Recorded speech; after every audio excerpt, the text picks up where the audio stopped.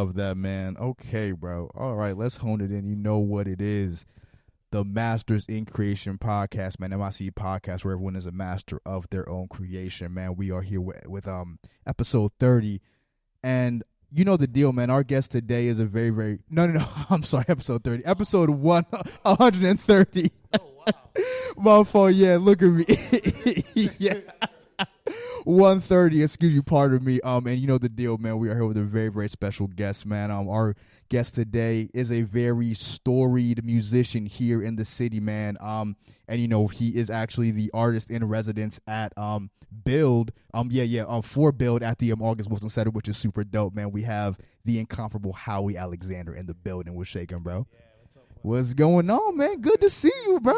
On the podcast. Absolutely, man. No, thank you for taking. Classic establishment you got here. No, man, thank you so. Yeah, right here with the mic, That's yeah, right, there you with the go. mic I told you it's easy. Yeah. It'd be easy to forget where that joint is at, man. No, bro, but thank you so much for taking the time, man. You know, again, and you know, for those who may not know, Howie is also a part of the house band at the Community Fort. That's actually you know, how I first got introduced to Howie. So it'll be dope to just you know, have you tell the story about your career, just your story like within the city, man, and just you know, how you became to be easily one of the best pianists or just a keyboard man I think I've seen. You know, man, it's gonna be tough to chop it up, bro. That's big talk, man. Like there's so many, you know. Well, I'll start. I guess I'll start in the beginning. I was born and raised here in Pittsburgh. Okay, what East part? Side, Okay, yeah. Like Black Ridge, Churchill area. Okay. That's where I grew up. But I was, you know, I was born on Wilty Street, which is over in Leamington. Okay. You know, so not that I'm like trying to like claim Homewood. Or Yeah. my folks, my grandparents and great grandparents are all from Homewood and all Westinghouse graduates. But no, I grew up east in Churchill, and my dad had a lot of records growing up. Okay. And I was listening to jazz like on the way home from the hospital. You know, like Really? home from birth. Like I never had. People always ask me, when did you discover jazz? Like I didn't have to discover it. Wow. It's part of my culture. Yeah. In fact, no, like literally. So, and like, how did your dad just even go about just like you just showing you these records? Like, was you just playing it literally every? Oh, wow. Yeah, like I love listening to like Art Blakey and like Richard Groove Holmes and Chuck Mangione and George Duke. I listened to that when I was little. Like 6 and 7. I had my own little record player because my father didn't want me using his Techniques. Wow. You know, like diamond tipped, you know, record player. So he got me my own, and I would just go into his record collection. Like from what I understand, that when he was coming up and they'd have parties, like my dad was like DJ. Okay. And here's another thing I found out about my dad that I didn't know till much later. My dad passed when I was like 14. Yeah. So like I learned all these things about my dad, like stuff that he did like when he was younger. He would have songs on reel to reel, right? And then he would splice that reel to reel, so like sections of it would repeat. Reel to reel, what does that mean? Because forgive my ignorance. Reel to reel is when songs were recorded onto tape. Okay. And like a cassette tape. Yeah, right. They'd be on a reel. So Okay. Reel to reel, and he would take the cassette tape and splice it, and take the copy of another one and, you know, splice it in there. Okay. So, like sections of the song would like repeat. That's crazy. So I was like, your pops was mixing sampling, early, mixing and sampling in like early, 1956. early with it. That's crazy. Like that's insane. But so I had a lot of music. So my dad was like the DJ for parties. Yeah, word. Back in the day, and so I had a ton of records. I didn't notice till later, but I wonder why we had 1,000 records at the house. Yeah, you know, and everything I ever want to listen to, and I would listen to that stuff myself. Right. And what made you curious initially, just like to even like seek it out? Like, well, the same. Yeah, just just records in the house. It wasn't Yeah, like right. Curious. So I thought every kid had records in their house. You know, doesn't every kid have a piano at their house? Doesn't everybody say grace? You know? Like, doesn't everybody? Everybody say grace? Right. Like, you don't let women go first. You know what I mean? Like, facts. doesn't everybody know? Just second Everybody nature to you, doesn't. right? Right. Well, Facts. So I didn't know. I was pretty naive, but I grew up in a good house. I was raised well. Absolutely. With like a lot of like things to like, you know, inspire me. Absolutely. Like, not just music, but like, you know, art and just culture in general. Like my father was a vice president of a bank. Oh, His friends were like, you know, corporate. Yeah. So I was like, oh, aren't your parents corporate? Yeah, right. Everybody's parents aren't corporate. Yeah. But but that stuff was always there. Sure. So I would just listen to it. And I guess since we had a little kind of piano, we had a little organ in the house, little tiny like little play organ, and I couldn't, as a kid, you can't walk by something like that without touching it. Yeah, right. Noise, and so walking. What's by this button do? Yeah, Yeah, yeah, what does this do? What does yeah, this do? right, fact. Yeah.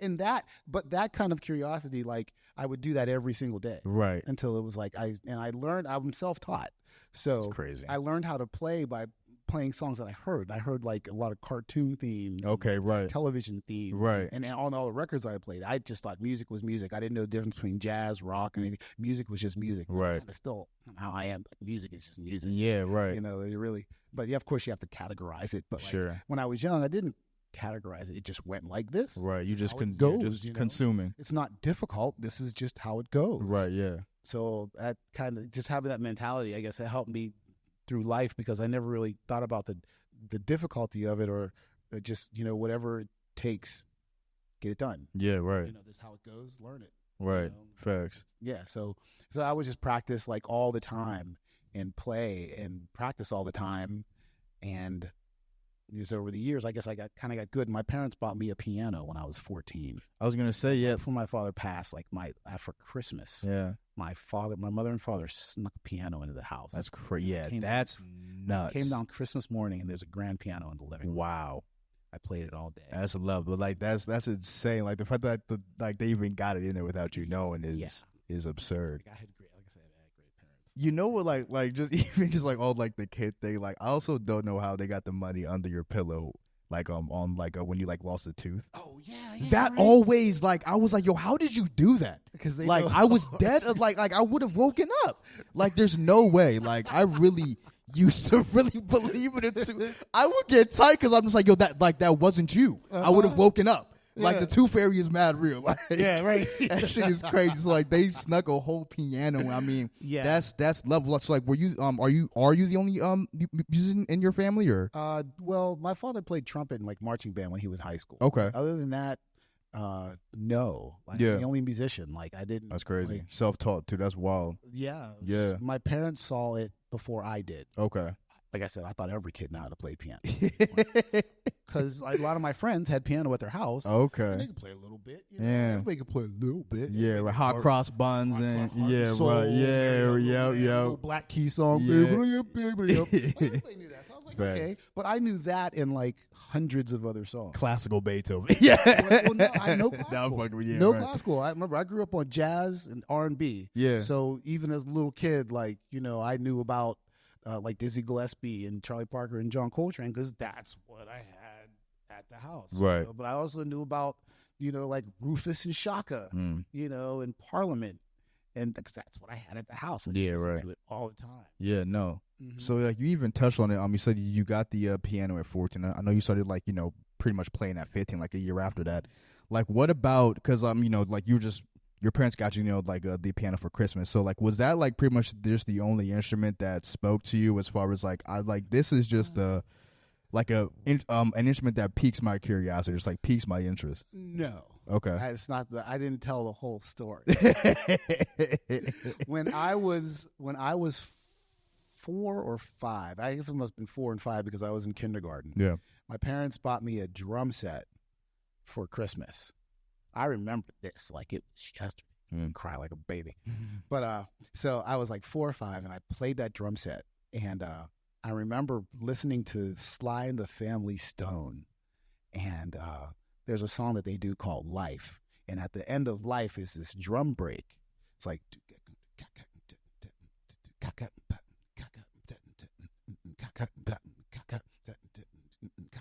and so I would always just play that beat. Even when I was like 4 or 5, I knew it. Yeah. And played it all the time. Yeah. Played it so much and loud that I broke like one of the snare heads. Damn. So a couple of the skins were broken. Like, I played the drums like it was a drum. I'm Damn. a 4-year-old. Yeah. I broke the skin. So when I broke the head of the drum and it would just go right through. Damn. Yeah, right. Right through. I came home from school and I saw my drums like in the garbage. like a Damn. broken toy. Yeah, right. Didn't freak out. I was like, they just threw my broken toy away. Yeah, right. You know, I didn't think like, oh, they threw my drums. I'm never gonna be a drummer. You know, we had an organ. So I was like, I'll just play that. You know, right. But I think I'm supposed to be a drummer because I always hear, I think rhythmically. You know, so I feel like a frustrated drummer, and but so I play piano, which is also a percussion instrument. Really? Well, piano, you strike a piano key. That's percussion. But the piano hammer hits a string, so on a real piano, so that would be considered like a stringed instrument. So this hybrid percussion string, you know. Yeah, no, no, you know, yeah. No, real shit though. Like I never would have even considered. I mean, but like, yeah, you do strike it though. That's a fact. Right, yeah. Piano is a percussion instrument, so I always think that's why when I'm playing, I think rhythmically more than like tonally. Right. You know, a lot. Like it's got to be funky. So yeah, so that's it. I played that piano. So I got the piano when I was 14. I played it all day Christmas. I like into the evening, into the late night, fell asleep on the piano, woke up the next morning on the piano, played. That's crazy. My parents just let me. Yeah. Like they like I said, they knew that I was going to be a musician before I did. Like even at that point, I didn't think I was going to be a musician. I just thought like I had the coolest toy. Yeah. And you just fucking around with your toy in your room and just and it's crazy that you even say that because like literally 2 years later, 17, you started performing. Yeah. like you had your very first performance. So like it escalated pretty quick. And like who was your first performance with? My first we had a I don't know who's gonna listen to this, so I don't want to make anybody mad. Like that's not your first performance. Yeah, right. Okay. We had this band when I was in 8th grade. Wow, okay. We had this band, and we called ourselves Moot, which was named after the first stage of a video game by Sega called Space Harrier. Okay. And the soundtrack to Space Harrier was funky. It had all these great songs, like Sega, these video games. Dog, like just not even to cut you off, bro. Like the Sonic game, bro. I'm pretty sure Michael Jackson produced like the soundtrack to like one of the Sonic games, like Michael Jackson. Yeah. Another part of dog, yeah. Sounds just like that. No, fact. Yeah, well, a lot of video games. Sega be killing it. Yeah, fact. Yu Suzuki is his name. Okay. Of course, I'm a musician, so who's fact. the guy making all the bangers? Yeah, right, facts. It was Yu Suzuki. Okay. And like Hang On had good music. Another game called Space Harrier. That's where we got like most of the music, and we used to perform the music from that video game. And then Outrun. There was a game called Outrun with like Ferrari Testarossa, and it had like 3 songs on there, and the songs were really good. Facts. Like, really good songs for like a video game. Like, right. Yeah. Listen, You're rocking. Like, so right. We had a band, and we called ourselves Moot, and we played our first gig when I was in 8th grade at the original hot dog shop, the O, that was in Oakland.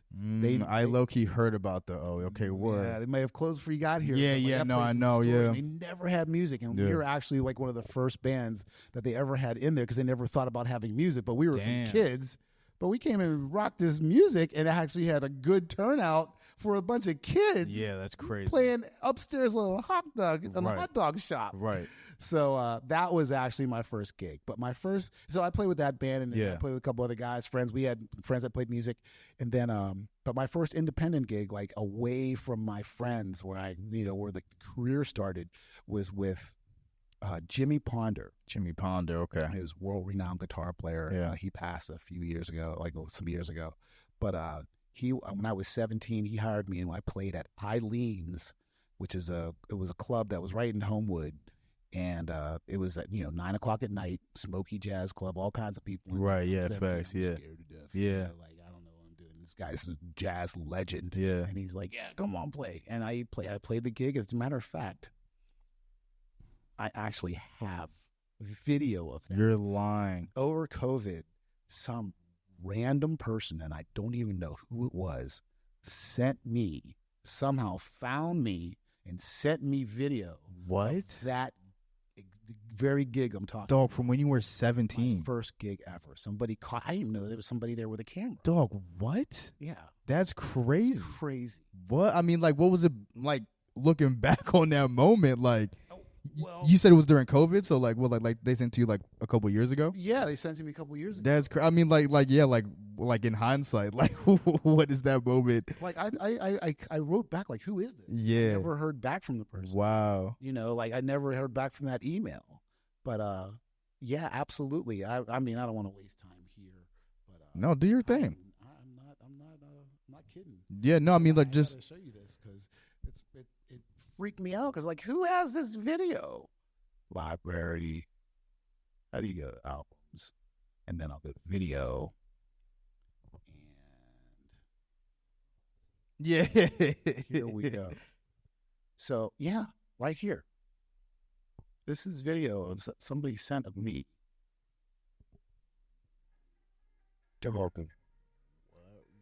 Yeah, of me playing. Like, I'm 17 in this video. No, that's crazy. See, look, 2020, song you signed the thing. And we're playing Song for My Father.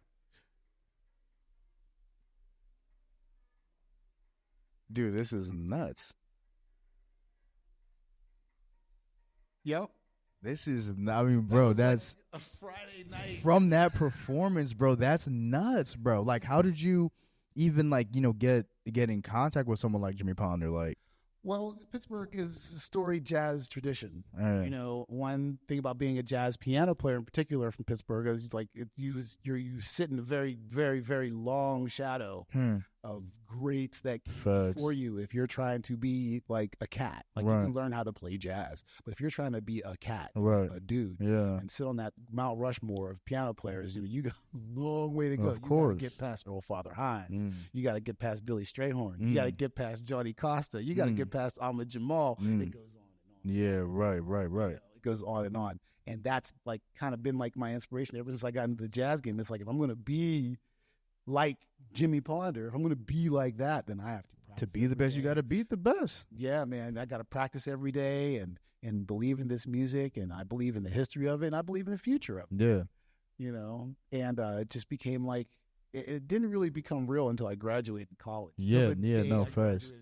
Facts. And I walked across the stage and I said, I don't have to do any more homework. Yeah, right. My homework is that piano. And I was thinking that as I was getting my diploma, walking across the stage, like, this is it. Definitely. Now it's all music. It's on day one, and now I never look back. No, facts. How did you, did you just like kind of ran into Jimmy just like through like the jazz scene in Pittsburgh? Yeah, jazz scene. You go, well, I grew up in the tradition of jazz. I didn't go to school and learn how to play jazz. Yeah, right. School of music. Just like the culture though. Right. I went out to the jazz club and listen to the guys play.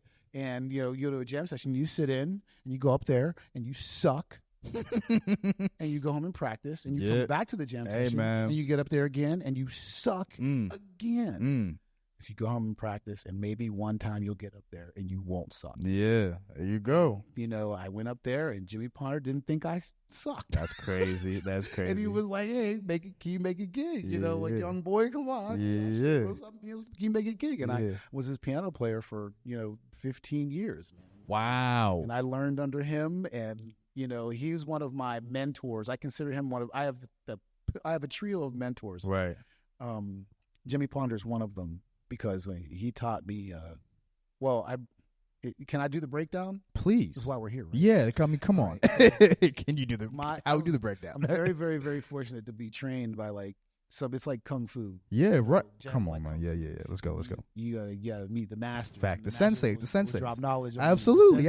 They will drop knowledge if you pay attention. Come on, man. You know, just like life is like that. No matter what you're in, no matter what profession you're in, there's senseis. Yep. If you're paying attention, 100%. They'll drop it on you. Yep. You know? You'll pick the jewels. I stayed around all the masters, and they never would tell me anything specific. Right. But they all said the same thing. Man, just keep playing. Just keep playing. I'd be like, how do you be like, oh, man, shut up. Just keep playing. Right. Oh, forget that, man. Just keep playing. All of them said, all the guys that really, really care about me, that's all they ever said. Anybody else is like, oh, you need to work on this. You need to listen to that. You need to listen to that. Like, those guys never really cared. Right. You know, but the guys that really cared about me, all they told me was keep playing. So that's what I did. I just keep playing and keep learning and keep practicing. So Jimmy's one. And then the other guy is Dr. Nelson Harrison. He was my first mentor, because we used to have these classes over at the Manchester Craftsmen's Guild. And he had this, they were like jazz, like he brought all these kids around from the Pittsburgh public schools and got them into a jazz band, because there were no jazz bands in the public schools.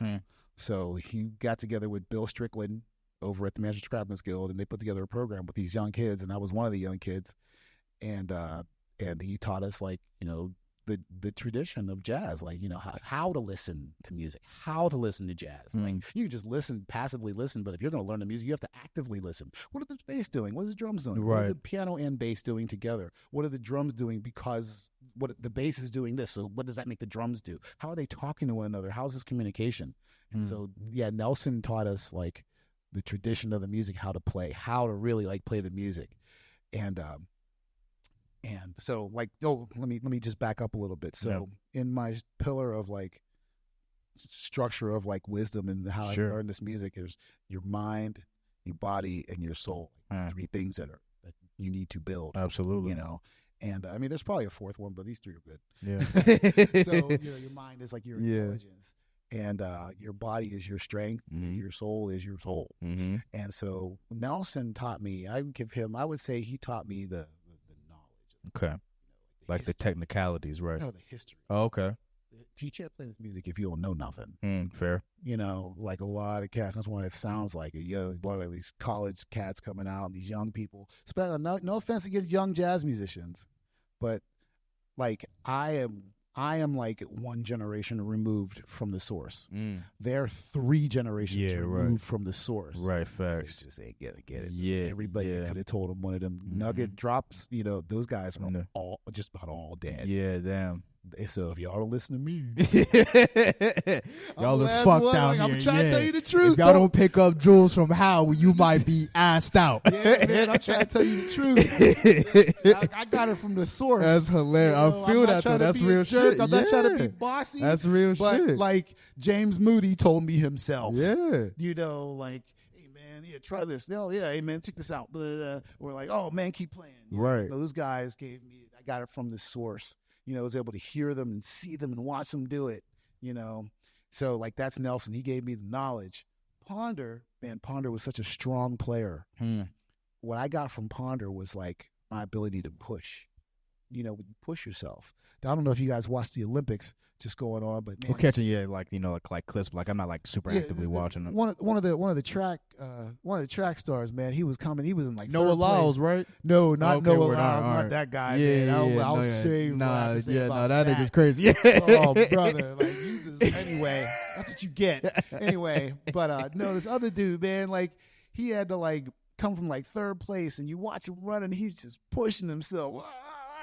And he pushed himself all the way up to 1st place. I was like, there's no way this guy's going to make it. But he just went into the 2nd gear, and he could just see he was using all of his strength. He pushed himself past his limit, like where an anime like Saitama. Yeah, you go. Saitama broke his limit.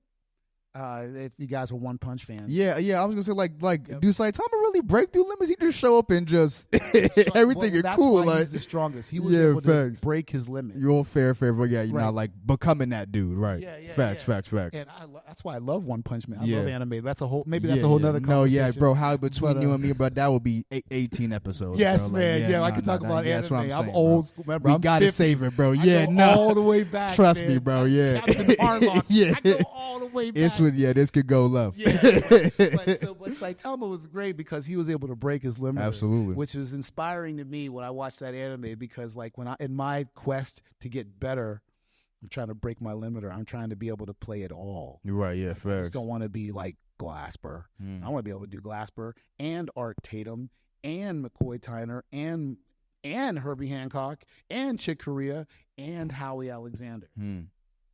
Facts. My own style. Absolutely, right. Everybody, and then have my own style, and just so anyway. So that's I'm inspired by that. So, but now, okay, so that's Nelson gave me the brain. What's called Jimmy Ponder gave me the body, and then Dr. J, who when I was back with Nelson at the Manchester Craftsmen's Guild, he couldn't make it, so he had Dr. J sub for him. With the kids. And Dr. J taught me the most important thing in music. It was the communication and how to say something musically. Now, music is a universal language. Right. Music is Absolutely. universal. Absolutely. It doesn't matter. It's the same in China. It's the same in U.S. You know, it's the same in Zimbabwe. It's right? Yeah. Everybody, you start scatting. They might say some shit back to you in Zimbabwe. Right. They'll say something back. They'll say something musically back. It's right. a musical language, and I was able to learn that from Dr. J. He had this test where he threw his keys. There was keys on the ground, you know, splash, threw the keys on the ground. And he was like, tell me to pick, he said, give me your keys. And I gave him my keys. He threw the keys on the ground. He's like, tell me to pick those keys up. I said, Dr. J, can you please pick up my keys? And he looked at me and laughed. He's like, you ain't going to get your keys picked up like that. Yeah. I was like, pick my keys up. Yeah, and he went over and he picked the keys up. Yeah. Right? And so he said, give me those keys again. Put them down on the ground. Right? And he said, now tell me to pick up the keys with the piano. And I was like, wow. Well, and I played on the piano. I don't know exactly what I played, but whatever I played. He did this with all the other students there. Yeah, right. Or all the other kids that were in that thing. Yeah. And I was the first kid to make him go over. And he picked up the keys and he gave them to me and he apologized. He's like, I'm so sorry. Damn. I was like, that's hard, whatever I did. Yeah, that's fine. I was like, wow, okay. So we started playing a song shortly after that. And his son, James Johnson, who is like the best drummer in the world, he's amazing. I got to have him on one of those forges. Yeah. You'll meet him. You'll hear him. Okay. Like, this guy's on another level. Word. No offense to Dennis. Yeah. No offense to Javon, who's been doing the forge. Right. But both of those guys will tell you that James is crazy. Is the avatar. Damn. So I'm playing with James. And he's on the other side. Remember, we're like 14, 15 at this time. We're so young. Insane. And I play something on the piano, and he looks at me, and he plays something on drums. And I play something on the piano back to him. And he plays something on the drums back to me. And I'm like, what's going on here? We're like talking music. It's crazy. Bang. Bang. And we hit together, bam, bam, or something like that. We hit something together, bow, bam, same time, chord. We were like, oh, we just locked up, oh. And I said, this is music. Yeah, this is music. Yeah, right. And Dr. Nelson, he does this thing with his glasses when he figures something out, he'll look at you and he'll push his glasses up in the middle, like real anime vibe. Yeah. Anime vibe, right? I know somebody who does that. He'll be like,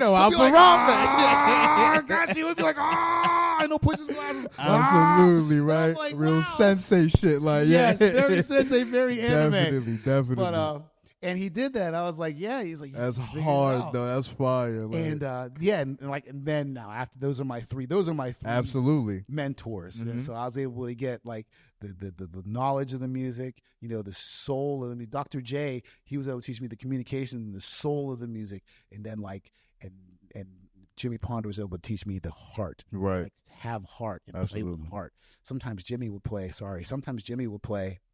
and are we allowed to swear? Yo, Howie, come on. This is your living room. He would play, and you hear him, he's he'd be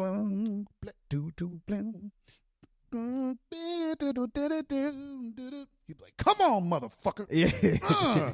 And while he was playing. Yeah. And I'm watching him like, this guy's like, he's talking to himself. Yeah. Like, come on. That's how we, God damn it, motherfucker. Blah, and play some shit. You just go, whoa. But he would like, and I learned that. I didn't learn that from anybody else but Jimmy Ponder. So that's kind of when I play real hard. No, bro, I was literally about to say, bro, like when I even saw you playing, bro, at the Forge, I'm like, bro, like there was one moment where you low-key stopped playing. Like you were looking at yourself play. Yeah. Like it was like there's no way you were active. Like it was just, your head was back here, and you was just, I was like, yo, he's catching the what? I'm like, he's going right now. So, like, man, I can just see that in your play, bro. It's like, funny you mentioned that, man, that metaphysical segue. Yeah. That, like, when you reach, like, you can reach a point where you can come out of the body. Absolutely. Like, even if it's just for, like, a split second. For a split second. Yeah, right. Right. I've had instances where I've been out of my body watching myself play. Crazy. You say that, but that's happened to me. Yeah. And I'm not BSing you, man. It scared the shit out of me because you're like, wow. I'm like, excuse me, I don't know the camera, but I'm like this far away from myself. Crazy. Seeing my whole entire self play, can't do anything about it. Just watching it like, what the fuck? Yeah. And as soon as you realize that shit's happening, zip. Bro, it's like when right you're in back a in. dream and you're flying and You're you flying. think about the fact that you're flying. That's Man. that's the moment you fall right back down to earth, bro. People don't think that shit's real. They Yeah. might boo-hoo it and piss on it, but that shit really happens. That Yeah. level of consciousness is a reality. Real shit, yeah. It is a reality. It happens. And I talked about this with Nelson, one of my mentors, Nelson. I was like, Nelson, I think I saw myself play. And he pushes his glasses. You're not a body. But like, the older guys, but it's now that I'm. Yeah, he's done it. He's reached it. Like, He's getting strong. right. the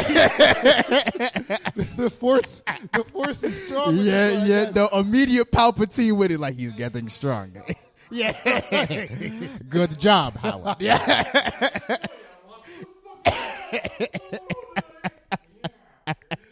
Yeah. So yeah, Nelson. He's been one of my mentors, and like all the older guys, they've all watched me grow up. That's fucking They've all seen insane, me dude. go through the stages of learning this music. Nelson Harrison would be someone great to talk to. Yeah, definitely. But he will do 30 episodes himself. No, 'cause he's please, just yeah. a walking encyclopedia. No, man. Get him before he passes. He's 82. Word. Get him before he's not here anymore. Word. I'll leave his number and Yeah, stuff. yeah, no, And I definitely. recommended that he be on a podcast because I think TJ's doing a podcast with him right now. But I mean, Okay. more people need to hear his story. Because Absolutely. he's brilliant. Yeah. And he needs to get his story out there. But Nelson. He's the first one to like acknowledge the out of body thing. But Right. these stages of like growing in your jazz like in development, and it spelled out the word bebops. Huh. All right, BEEBOPS.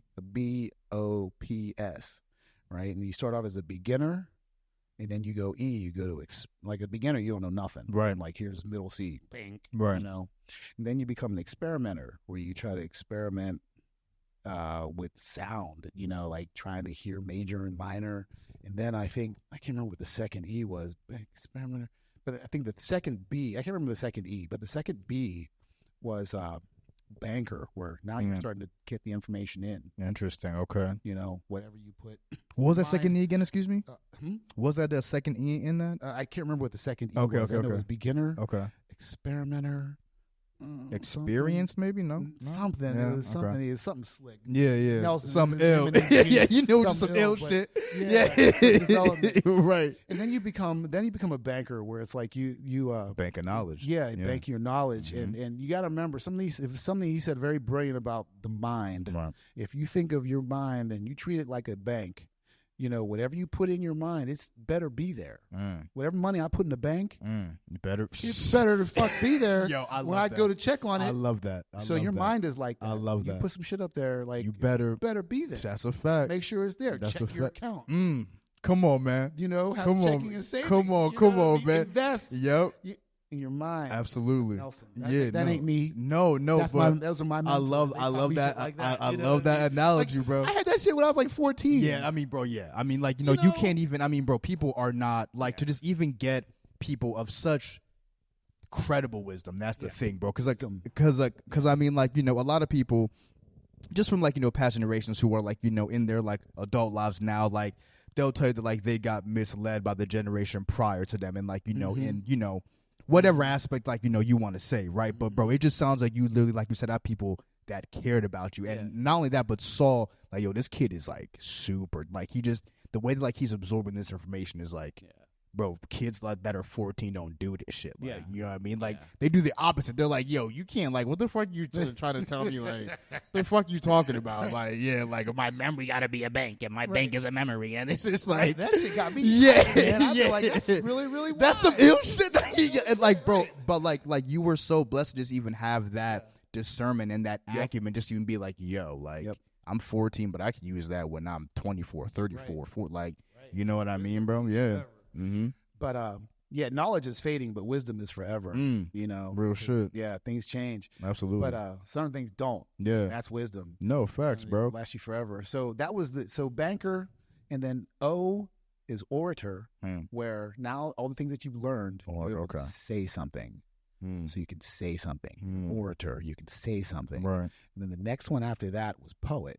Damn. Not only are you an orator, but what you say is poetic. Right, yeah. So that's like, it's like language. No, and like there's even like a style to poetry. I mean, like that's when you can kind of feel like the swag on things because like you've like been through all the like these steps. So like that now the poetry is like you can throw your experience in it. You can throw your own voice. You can throw the knowledge in there. You know what I mean? And just like make your own thing. Definitely. You make your own thing. Yeah, It's yeah. artistic. Not just some words. but Exactly, right. It might rhyme or Right. kind of whatever. It's like it's poetic. It's got Because I some can art say to it's it. raining outside, or you can say, oh, like the mist over the environment. Yeah, I mean, it's like there's like a way to make things poetic. Here, I got a good one. For Go you. ahead. I got a good because I told my students Yeah. this. Like you've heard that phrase, "My dog has fleas." Yeah, I just said it. I could say it 4 different ways and mean 4 different things. Yeah. I could say, "My dog has fleas." My dog has fleas. My dog has fleas. Yeah. My dog has fleas. Yeah. This means 4 different things. No, and like that's what's crazy about the English language. like it's insane. Like just you can shift the tone, the emphasis on a word. Right. It could mean something entirely different. Right. So you learn to do that with music. That's insane. Dude, Dude, that's the poetry. insane, Now it was bebop, so BEBOP poet, and now the last final one S is the final stage, and that's sage. When you become a sage, those are like the masters. Yeah, absolutely. That's Ahmed. That's Come Art on. Blakey. That's the greats of the greats of the greats. Dog, yeah, that's Ultra Sages. Instinct Goku. That's Yes, yeah. Ultra Instinct Goku. Yeah. That's Beerin. yeah, right. Yeah, know, Whis is sage. Yeah. Every sage has their forearm right behind their back. Like right. Forearm behind yeah, the back. and a staff for some reason. Oh It's my just goodness. And that's man. Yeah. And again, like I said, I've been really fortunate to meet like all those Dude, that's all so those dope. I love that for you, musicians, bro. That's hard, bro. in my Like, life before they yeah. passed, and Yeah. they passed it right to me. dude. It's like when the guys gave me a torch, it's like now you're carrying like 12 torches. Nah, You're yeah. Now you're the Human Torch. like, "Oh, you're the Human Torch." Right? So that's why I love teaching. I teach at the Afro-American Music Institute, Absolutely. and that's what I'm doing. I'm just I'm trying to pass that torch on to someone else who wants to pass the torch on. Absolutely. I meet a lot of kids that want to learn how to play piano, but every now and then I'll meet a kid who wants to be a musician. A lot of big difference between playing music and being a musician. Bro. Mhm. I mean, it's just it's a completely different like lifestyle. Just like it's just like a different take on life. Yeah, Honestly, it's a way of it's not when music becomes a way of life, not just a part of life. Exactly. No, like we speak on the time, and just like with just the landscape we have with phones, a whole lot of technology at the fingertips, like the barrier to entry for someone who claims they want to be an artist, musician, whatever, it's been kind of like mowed down. You know what I mean? So like there's not as much barriers to entry. Yeah. So it's like people can claim whatever, like, oh, I want to be this, and like start posting on their social media, like, kind of like signaling that, hey, I'm doing this thing. You know what I mean? But it's just like, if you claim to be an artist, like, just even from like Mike's standpoint, just like, for example, because like I've been able to watch his, career, pretty closely, you know what I mean? And just like the work he puts in, bro, it's just like, there's so many nights that like even I haven't seen where it's just like, bro, like, he's making a song or like he has this song out and he just in his soul, he's like, yo, this, like people need to hear this. You know what I mean? It's got like 10 listens. And it's just like, however long, like, and like, it's countless nights like that. They think like it, like all like the lit shit is being an artist. Like, yo, popping out with this chick or like having this song in this place. No, the artist is when you're screaming at the sky. You're like, yo, what the fuck? Like, yo, and like he's not, but he's doing this thing, and like I know I'm better than that, but he like it's those nights compounded. You know what I mean? Like that's an artist. So it's just like if you're not even willing to go through that, then step away right now. Like and like that's the easy shit. Like, you know what I mean? Like and that's super minor. You know what I mean? Like and like when it comes down to creating, that just even takes a piece of your soul. Like that's a piece of your soul. Like if you're doing it correctly, right? You know what I mean? Like that's a piece of you, right? And that's not easy to do. Like that takes a whole mind state, like a heightened state. Like you're sometimes in fight or flight for whatever reason because this shit is taking you. It just takes that much of you, bro. So that's why I just like have such a respect for like the people that are actually like doing that shit, bro. Because I know it's not easy, bro. No, it's not easy at all. Easy, but. It's all perspective, though. Fair enough, right? It's all perspective. Fair play, right? It's all perspective because while it's not easy, well, as far as in terms of in my situation, I can't really speak for anybody else. Right. Like things get difficult, but in like relatively speaking, Yeah. No. Because you love the shit. That's I what love I'm it. saying. Right. And I'm not doing it in Syria. Yeah. Facts. I'm doing it like in America. Yeah. I'm not trying to be a jazz musician in fucking Bolivia. I'm like, I'm in like jazz mecca in America. That's doing bad it. funny. Like, That's I'm gonna bad keep it funny. real. That's bad funny You though. know, That's I'm not in bad. Poughkeepsie, fucking. You know, I'm in Pittsburgh, Pennsylvania, where like they invented the hi-hat. Dog, you know what I mean? yo, like, real shit, dog. It's bad funny that you say that, bro. Because I don't know if you know like this, like comedy podcast, bro. Kill Tony, but anyways, like he just like he just debuts comedians. But anyway, bro, there's this one comedian from Estonia. He's like, yo, bro, I got no choice but to make it off this shit, bro. I don't got like time to grind in fucking Bumblefuck, Alabama. And fucking make a name for myself in Paducah, Kentucky, or whatever. Right. Holy shit. Man, that's hilarious, bro. It's a perfect storm. So Yeah, I joke, but it's all No, towards, facts. I'm very, very, very blessed in that situation. Facts, right time, right place, right people around you. You know, like God, I believe in God, and I believe God puts people around you to help you. It's like guardian angels, but Absolutely. like they're actually real people. Absolutely. You know? No, agreed. And they might be helping you, and they don't even know that that's their mission in life. They're just helping you because you're there. And they're helping you. But like, no, they're on assignment, unknowingly on assignment to help you get better. And you're on assignment to help them get better. Come on, man. Yeah, man. No. I'm a very big proponent of that, and like I think I'm a super beneficiary of of that school of thought, bro. But I just because like even with all those pillars considered, bro, like as you look at it now, like as it stands today, like as you approach the craft today, how do you approach it?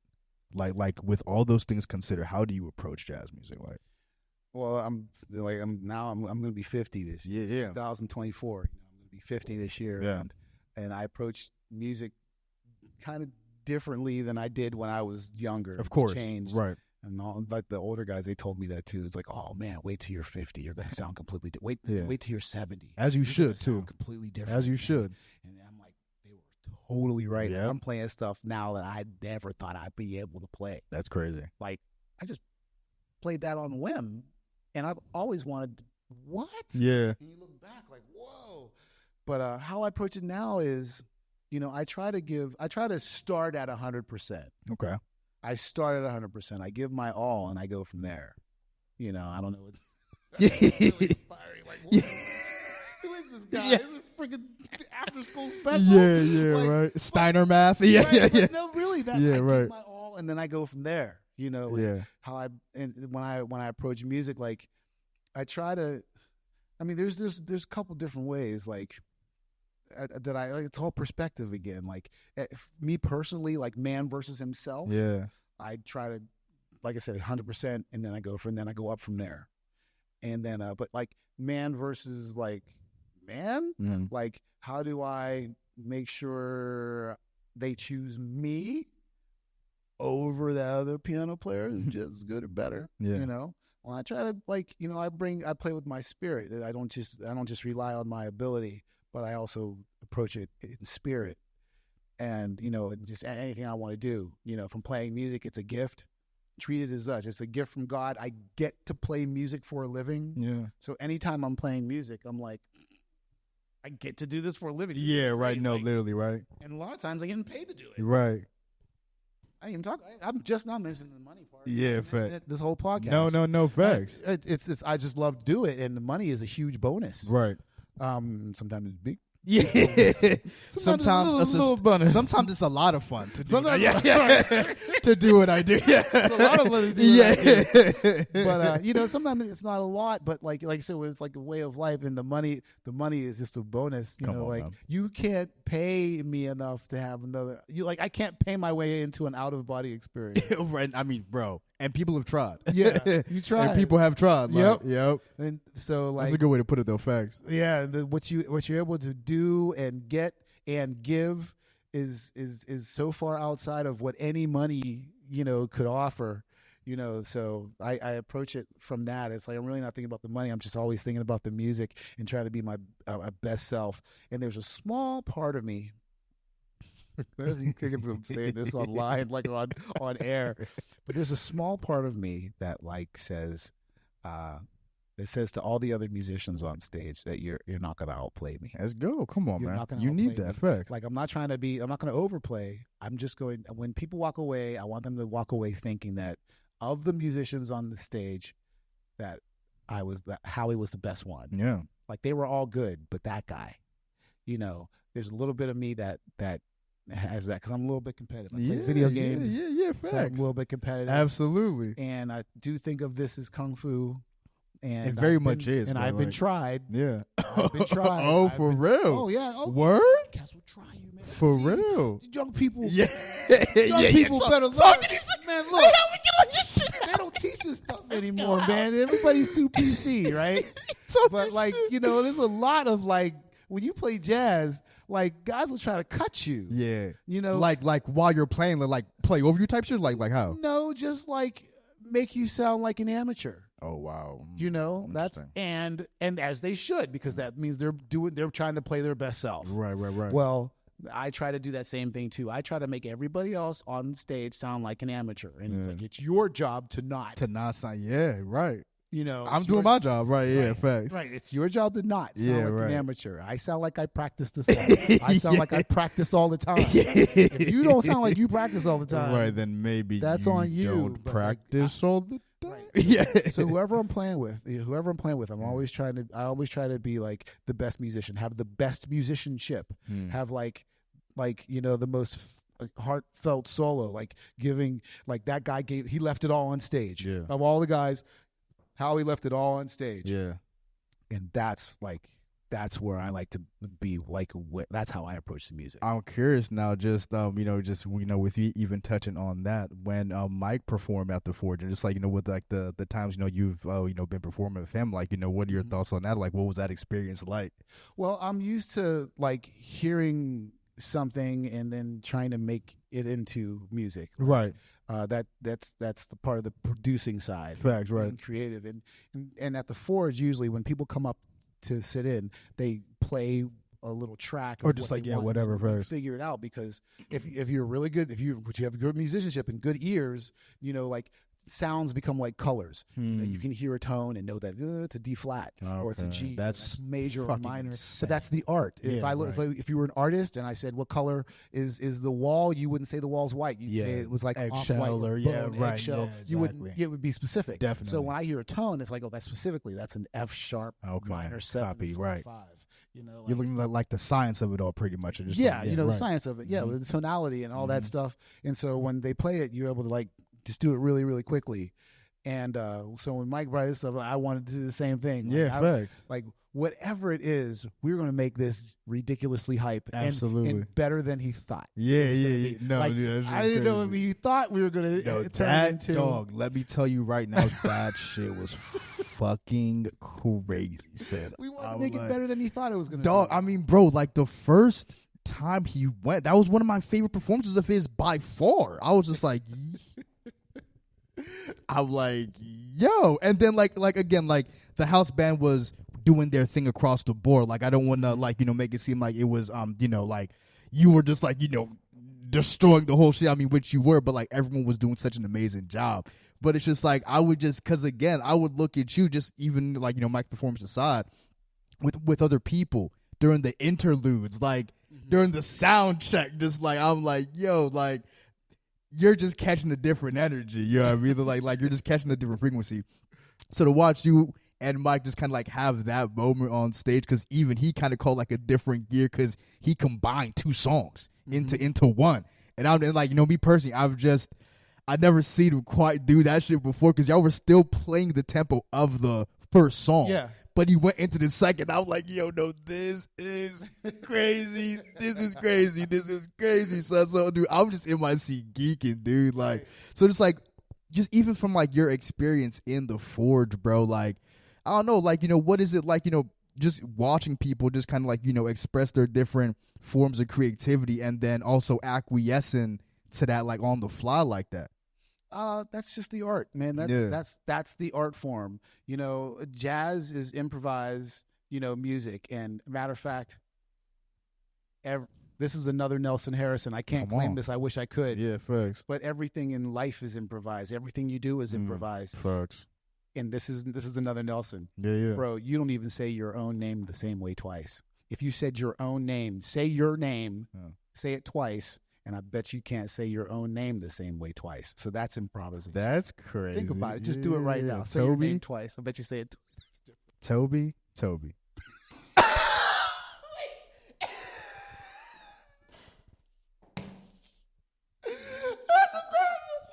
Man, I told you, man. Everything in life is improvised. You can't even say your own name the same way twice. Hey, man. Hey, listen. Dr. Nelson?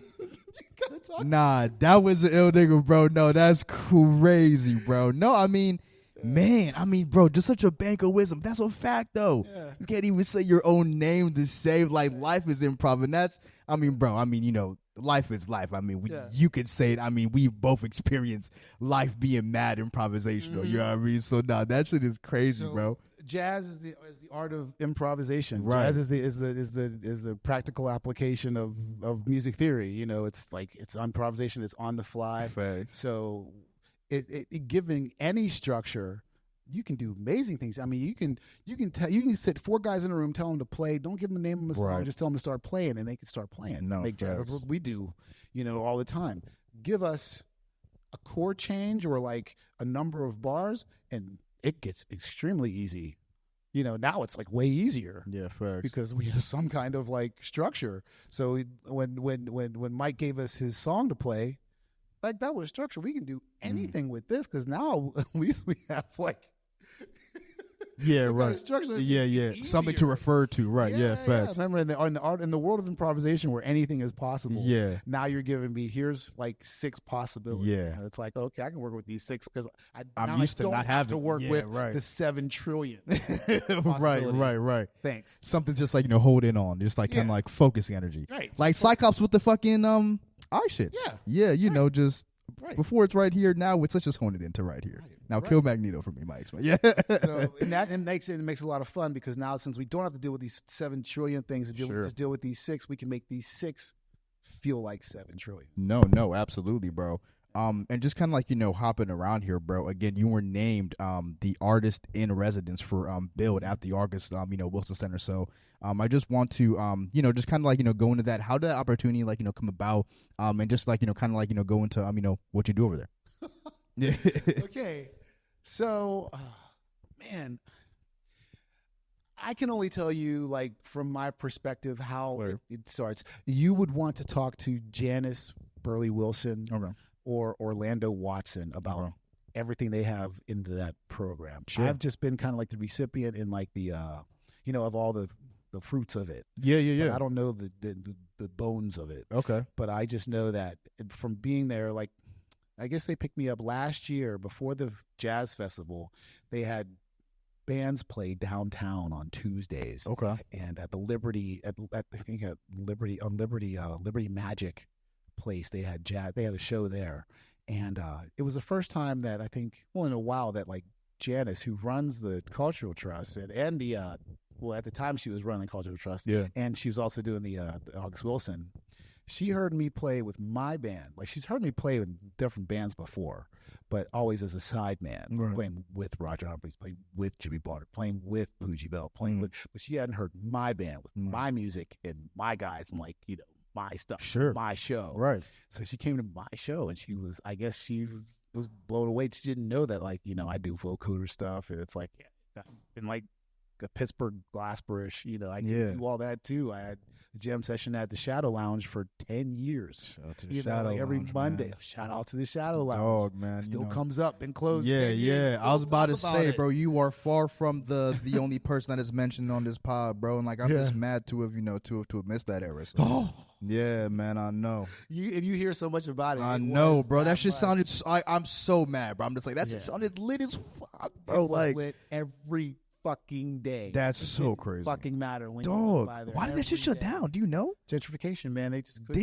Damn. It was business. It was too hard and too expensive. They gentrified East Liberty. East Liberty wasn't always milkshake. Yeah, there wasn't always a Target and a noodles and company. Yeah, man. Yeah, it was Dave's Shoes. Yeah. And, Capri Pizza and Yeah, Shadow Lounge, right, man. right. That was it. Damn, son. No Whole Foods. Yeah, right. Yeah, Yeah, so fact. They gentrified the whole area. That's fucked. But man, for the longest time it was every night of the week, man. It was either jazz, world beat, reggae, hip hop, punk rock. It didn't matter. But Yeah. the vibe was always cool. Nobody ever had beef. There was never, and I don't know, maybe Justin Strong could dismay this, but I don't remember there ever being a fight Right. at that club. Right. Ever. People say people respected that space, bro. Like no Yep. one brought any bullshit into that space for real. For when the most I part. see somebody when somebody would walk in there with bullshit, Yeah. it would be the vibe was so strong in there that anybody in their bullshit, they'd be like, Yeah. man, fuck this place, man. We go somewhere else. Yeah. 'Cause it would just turn facts. you away. It was just too cool. Yeah, It's like bro. you came in here with some bullshit. Yeah. Like some thug shit. Like the environment will police you. Like the it environment will police you. Yeah, for right. real. It's like the Forge. Absolutely. You walk in there with the Forge, you'd be like, on some crazy shit, right? Yeah, facts. like, Like, shit, I'll let me do chill stuff. like whatever I'm gonna do, it's not flying here. Yeah, Right, so right. let me take that shit somewhere else. Like, Right. Take it that's somewhere super else. Well, dope. nobody even saying nothing. Yeah, that's what I'm Right. saying, bro. No, So, right, Shadow, we had a place like that for decades. dude. And it's just, and like we talk about on here, just like primarily in this like the hip hop community, just like being able to have like a safe space, bro, to be able to go. And it just sounds like the Shadow Lounge was very much that, like for the community, which is that's just asset that's gone, but.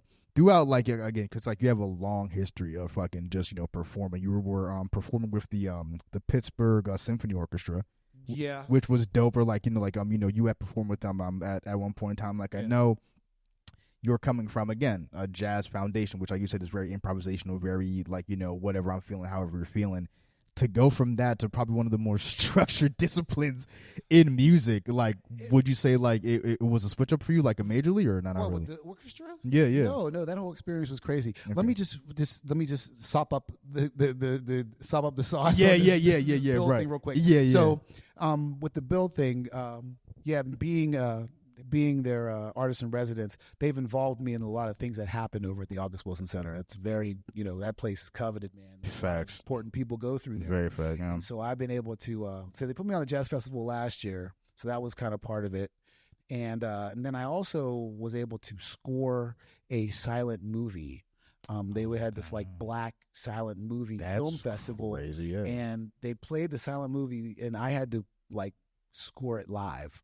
What? While people were watching the silent movie, I had a piano next to the screen. Nah, that's crazy. Like playing old school, how they used to like Chaplin shit, like on some Charlie Chaplin silent movie shit. Like, yes, that's crazy, and that's a very lost art, man. dude. Like they felt I could do it, and I was able to do that, and I was able to meet the president of the Oscars.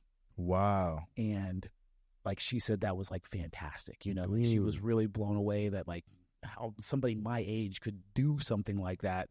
I'm like I said, I'm old school, man. I'm generations removed. Like I'm so old school, old soul. But you referenced, but like you were right next to the source, though. Yeah, I was right next to. I got it from the source. So, You feel me? Yeah, the guys who actually did that. Come on. So it wasn't that hard for me to do, but like they were really impressed. So I was able to do that, and I've done a couple other jazz festivals. Yeah.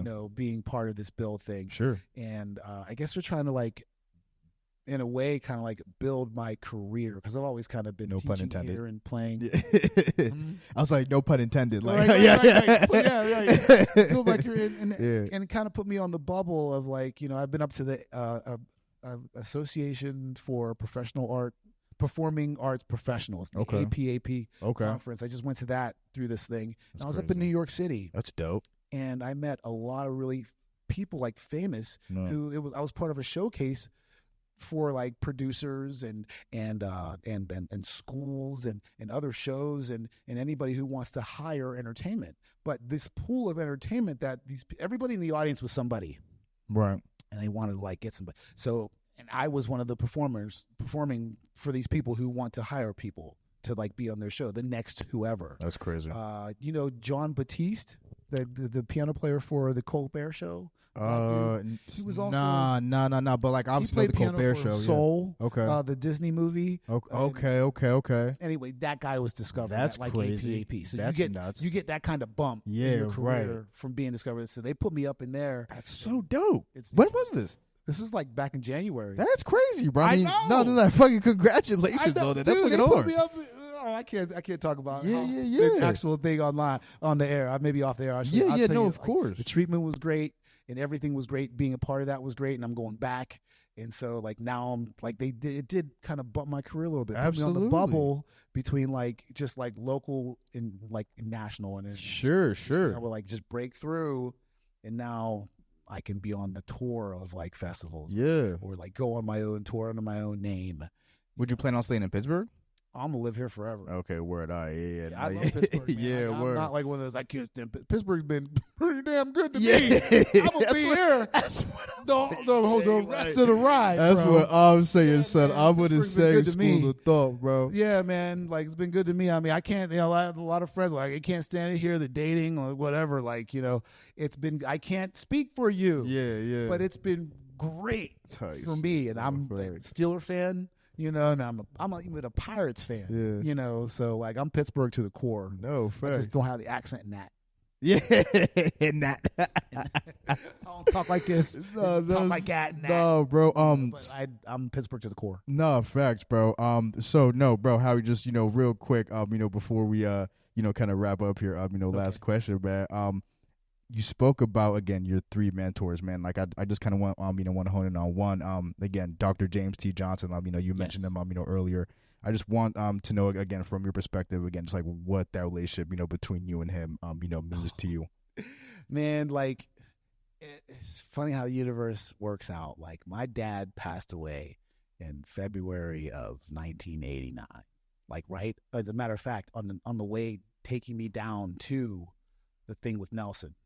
My dad and Nelson were high school friends. Like Wow, they were buddies. that's crazy. All through. Yeah, they know each other whole life. And it's like when I started playing jazz, he was like, "Hey, Nelson, my kid, like, he's into jazz." He's like, "Well, bring him by." That's beautiful. That's like crazy. so, like they were already friends. Right. But Nelson, when my dad passed, like I would meet Dr. J like a few months later, and Dr. J became like father figure. Yeah, man. Like I didn't have to go without like a father figure in my life through those like critical 14, Absolutely. 15 Right. years. Come on, I had right. somebody who was like, another uncle that was like real close, and everybody like I've had people in my life. So Dr. J, aside from music, Dr. J is affectionately called by me Uncle James. I call him Uncle James. Word. Like Uncle James, Uncle James, Uncle James. Word. And then Dr. J very affectionately, when he introduces me to other people, he says my son, like Howie. That's Even though love. James, Yeah, the facts. third, is his son. Word. But he affectionately says, my son, because, I treat him like another dad, Facts. If he tells me, take the garbage out, I'd be like, I don't live at your house, but I bet you I go over there and take that garbage out. Yeah, absolutely. With a glad bag in hand. With like, glad yeah, bag yeah, in yeah, hand. yeah. Glad, like I said, I'm very, very That's fortunate to have awesome, people like that in my life. Facts, man. Nah, Like, bro. That's I want to take credit for what I do, but I can't. I owe everybody. that's love. I bro. owe you for this. Nah, man, come on. No, man. We owe you. Thank you for taking the time, man. I know you don't just pop out anywhere, man. So thank you so much for taking the time. This is the point in the pod where, if you want to plug anything, let people know where they can find you if you want to be found. Again, if you got any gigs coming up that you want people to, come When will this see. Right now we just dropped 127 at this point. So like 2-3 weeks. Okay. Well, the Pittsburgh International Jazz Festival, September 20th, I'm doing the Taste of Jazz. I'll be at that at the August Wilson Center. And then the 21st, when it's on the street, the Saturday, whatever, Friday, I'll be at the August Wilson Center. Saturday, I'll be on the big stage. Word. With my band at 2:00 on Saturday. There you go. So that's September, September 20th, around that time. And then, just other than that, I'm playing every Tuesday at the Genuine Pub in Penn Hills, and every third Friday I'm at the Forge. There we go. And you can catch me just random, like keep your head to the, your ear to the ground. And I can be at Con Alma with different bands, and everything else is kind of random, but like that the big one is September. Like There you that's go. the big show. So if this airs before then, like come on to that. Nah, facts, man. And do you have any social media platforms you want people to follow you on, or you just kind of low key? Yeah, it's Herc Dog the Third. That's who I am on Instagram, PlayStation, Crunchyroll, all that. Yeah. Crunchyroll. It's Herc Dog the Third. Google Maps, Google, Herc Dog the Third at Gmail. You need to send me an email, whatever. But Herc Dog the Third. My father's nickname was Herky. Word. I was Little Herc, so when it came time to make an email address, I said Herc Dog with the DAWG, and I'm actually Howard Melbourne Alexander the Third. Here we go. Yeah, my father and my grandfather are both narcissists, so they had me. They called me the third, and sure enough, if I had a kid, he'd be the fourth because I'm a narcissist too. Hilarious. But yeah, man, legacy kid. My man, bro, thank you so much for popping through, man. This is such a great. dope conversation, man. Listen, man, MIC podcast where everyone is a master of their own creation. The incomparable Howie Alexander in the fucking building. And we're out, bro. Peace.